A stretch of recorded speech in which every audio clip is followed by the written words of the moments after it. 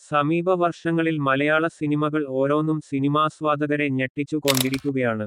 മേക്കിങ്ങിലും പ്രമേയത്തിലും യാതൊരു വിട്ടുവീഴ്ചയ്ക്കും തയ്യാറാകാത്ത മലയാള പടങ്ങൾക്കിന്ന് ഇതര ഭാഷയിൽ നിന്നടക്കം ഒട്ടനവധി ആരാധകരാണുള്ളത്. മുൻപ് OTT വഴി മോളിവുഡ് പടങ്ങൾ കണ്ടിരുന്നവർ നേരിട്ട് തിയേറ്ററിൽ തന്നെ എത്താൻ തുടങ്ങിയിട്ടുണ്ട്. ഇവയ്ക്ക് പുറമെ ബോക്സ് ഓഫീസിലും വൻ പ്രകടനമാണ് മലയാള ചിത്രങ്ങൾ കാഴ്ചവെക്കുന്നത്. ഒരു സിനിമയുടെ വിജയത്തിൽ പ്രധാന പങ്കുവഹിക്കുന്നത് ടിക്കറ്റ് വിൽപ്പനകളാണ്. നേരിട്ടും വിവിധ ആപ്പുകൾ വഴിയുമെല്ലാം സിനിമാസ്വാദകർ ടിക്കറ്റുകൾ എടുക്കും. അത്തരത്തിൽ ബുക്ക് മൈ ഷോയിൽ ഏറ്റവും കൂടുതൽ ട്രെൻഡിംഗായി മാറിയ മലയാളം സിനിമകളുടെ ലിസ്റ്റ് പുറത്തുവന്നിരിക്കുകയാണ്. സൗത്ത് ഇന്ത്യൻ ബോക്സ് ഓഫീസ് ആണ് ലിസ്റ്റ് പുറത്തുവിട്ടിരിക്കുന്നത്. ലിസ്റ്റിൽ 15 സിനിമകൾ ഉൾപ്പെട്ടിട്ടുണ്ട്. മലയാളത്തിൽ ഏറ്റവും കൂടുതൽ കളക്ഷൻ നേടിയ സിനിമകളിൽ ഒന്നായ എമ്പുരാൻ ലിസ്റ്റിൽ ഇല്ല എന്നത് ഏറെ ശ്രദ്ധേയമാണ്.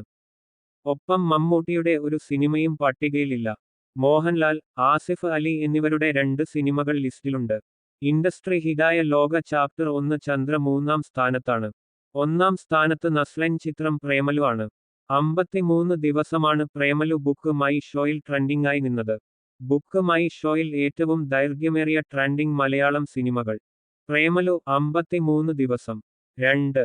മഞ്ഞുമ്മൽ ബോയ്സ് 50 ദിവസം. 3. ലോക ചാപ്റ്റർ 1 ചന്ദ്ര 46 ദിവസം. 4. ARM 39 ദിവസം. 5. തുടരും 34 ദിവസം. 6. സർവ്വം മായ 33 ദിവസം. 7. ഗുരുവായൂരമ്പല നടയിൽ 33 ദിവസം. 8. ആടുജീവിതം 32 ദിവസം. 9. ആവേശം 32 ദിവസം. 10. മാർക്കോ 31 ദിവസം. 11. കിഷ്കിന്ധാകാണ്ഡം 31 ദിവസം.